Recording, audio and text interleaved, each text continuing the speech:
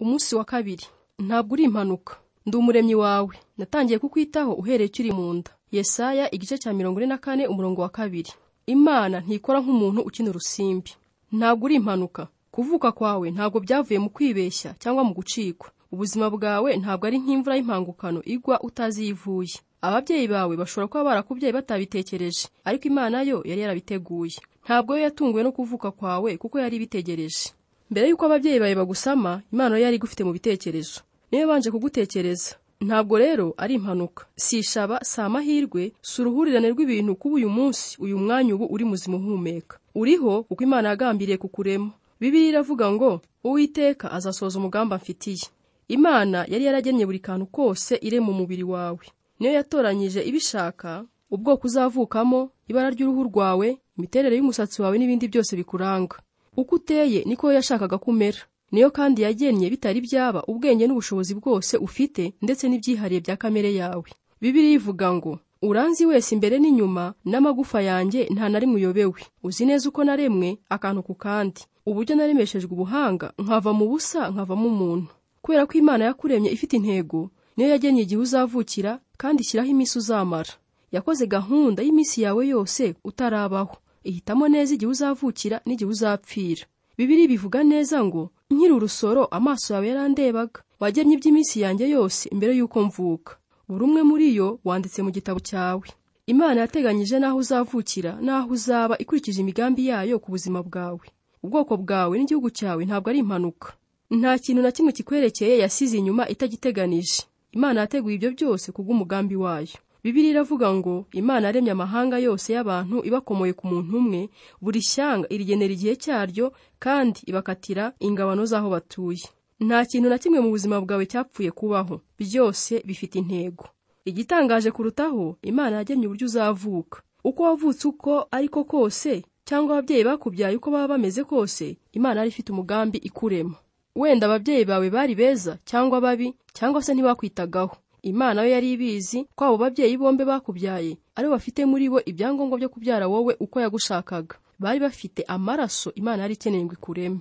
Hariho ababyeyi batemewe n'amategeko, ariko nta mwana utemewe n'amategeko ubaho. Hari abana bavutse batunguye ababyeyi kuko batabateganyaga, ariko Imana yo ntiyatunguwe. Imigambi y'Imana yasohoreye muri uko kwibeshya, kabone n'uwaba yaravutse biturutse mu cyaha. Nta kintu Imana igikora itunguwe, kandi ntigikora amakosa. Iba ifite impamvu ya buri kintu irema. Buri kimera na buri nyamaswa byagambiriwe n'Imana. Na buri muntu yaremwe Imana imufitiye umugambi. Icyateye Imana kukurema ni urukundo rwayo. Bibiliya iravuga ngo isi itari yaremwa yari idufite mu bitekerezo, kandi yari yaradutoranirije kudukunda. Imana yatangiye kugutekereza mbere y'uko inarema isi. Urebye ni nacyo cyatumye yirema. Imana yaremye isi uko iteye kugira ngo dushobore kuyibamo. Nitwe yageneye urukundo rwayo, kandi nitwe biremwa by'igiciro mu byaremye byose. Bibiliya iravuga ngo yatubyarishije ijambo ry'ukuri kugira ngo tube b'igiciro cyinshi mu byaremye byose. Icyo nicyo kigero cy'urukundo Imana igukunda. Ako niko gaciro Imana yaguhaye.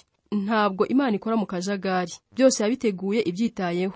Uko abahanga mu miterere y'isi n'ibinyabuzima bagenda basobanukirwa uburyo isi iteye, niko turushaho gusobanukirwa ko yashyiriweho twe abantu ngo tubeho.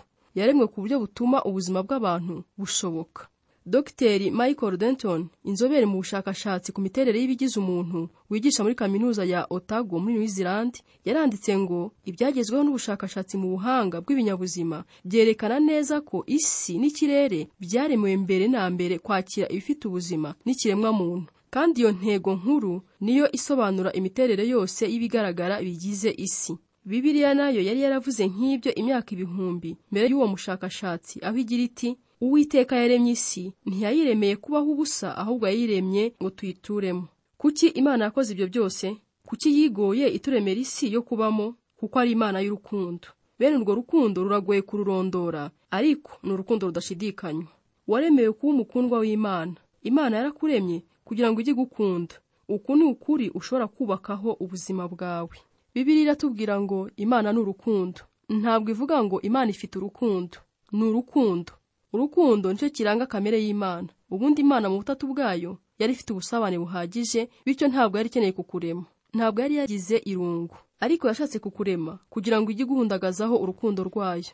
Imana iravuga iti narabahetse mukiri mu nda, narabateruye mukivuka, nzabageza mu zabukuru nkibakunda, muzarinda imvi z'uruyenzi nkibaheka, nijye wabaremye kandi nijye uzabaheka. Iyo aba ari nta Mana iriho, twese twaba turi impanuka, twaravuye mu ruhurirane rw'ibintu bitandukanye mu miterere y'isi. Icyo gihe nta mpamvu waba ufite yo gusoma iki gitabo, kuko ubuzima nta ntego, nta busobanuro, nta n'agaciro bwaba bufite. Nta kintu cyiza cyangwa kibi byaba biriho, kandi nta byiringiro byaba biriho hirya y'imyaka mike uzamara hano ku isi. Ariko hariho Imana yakuremye ifite impamvu, nicyo gituma ubuzima bwawe bufite agaciro gakomeye.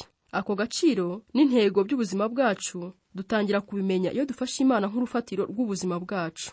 Uwahinduye Bibiliya muri Message yahinduye Abaroma igice cya 12 umurongo wa 3 mu buryo bukurikira ngo: uburyo butibeshya bwo kumenya abo turi bo by'ukuri ni ukumenya neza Imana uko iteye n'ibyo dukorera.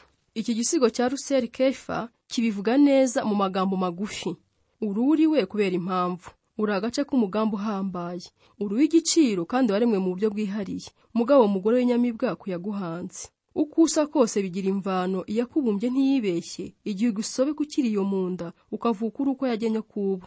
Abakubyaye niwe yashimye, ubigaye ubishima uko wibwira, iyaguhanze niwe yatoye, irabasinyira ngo bakubyare. Bya bindi byose byakugoye Imana yawe yari ibizi, yariranye nawe ubwo wari ubabaye, nyamara byose bifite intego yo gutunganya umutima wawe ngo ufate isura yaguhanze. Hari impamvu yo kuba uriwe, wabumbwe ukuri niyaguhanze. Erega mukundwa ry'umenya impamvu, ibyo byose ni kubw'Imana. Umunsi wa 2, gutekereza ku ntego y'ubuzima bwanjye.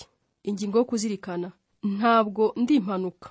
Umurongo wo gufata mu mutwe: ndi umuremyi wawe, natangiye kukwitaho uhereye ukiri mu nda. Yesaya igice cya 44 umurongo wa 2. Ikibazo cyo gutekerezaho: nzi ko Imana yandemye mu buryo bwihariye. Ni ibiki muri kamere yanjye, aho nkomoka cyangwa uko nteye ku mubiri numva ntakiri uko ndi?